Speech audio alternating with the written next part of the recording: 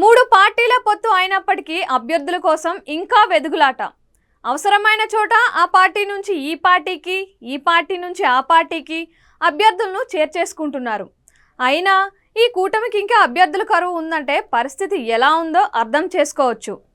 ఒక్క పార్టీ తరపున ఎవరు పోటీ చేయాలో క్లారిటీ లేదంటే, లేదా అభ్యర్థి దొరకడం లేదంటే అదో కథ.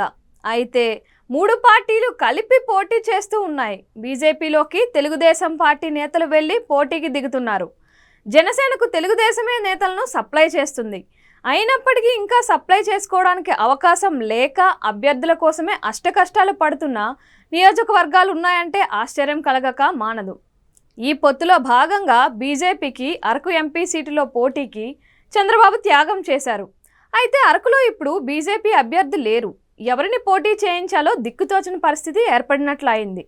చేసేదేమీ లేక కొత్తపల్లి గీతను పోటీ చేయించాలనే ప్రయత్నంలో ఉందంట కమలం పార్టీ.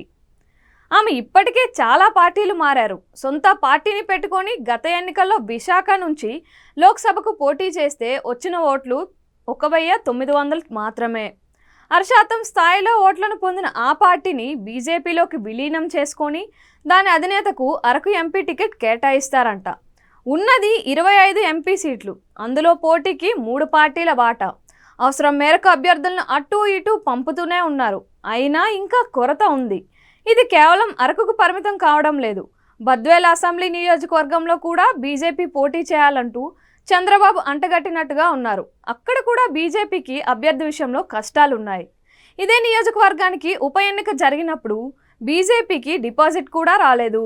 ఆ సీట్లో ఇప్పుడు పోటీ చేసి కమలం పార్టీ ఏం సాధించాలనుకుని ఒప్పుకుందో ఎవరికీ అర్థం కావటం లేదు. ఎక్కడైతే బీజేపీకి చెప్పుకోదగిన అభ్యర్థి, ఆ అభ్యర్థి ద్వారా కలిసి వచ్చే కులబలం, పార్టీకి గత నేపథ్యం ఉందో అలాంటి సీట్లలో ఆ పార్టీ పోటీకి చంద్రబాబు ససేమిరా అంటున్నట్టుగా ఉన్నారు. టీడీపీకి అవకాశం లేక అభ్యర్థులను పెట్టుకోవడం కష్టమైన చోట కమలం పార్టీని బరిలోకి దించి వారి పరువును తీసేందుకు చంద్రబాబు కంకణం కట్టుకున్నట్టుగా ఉన్నారు.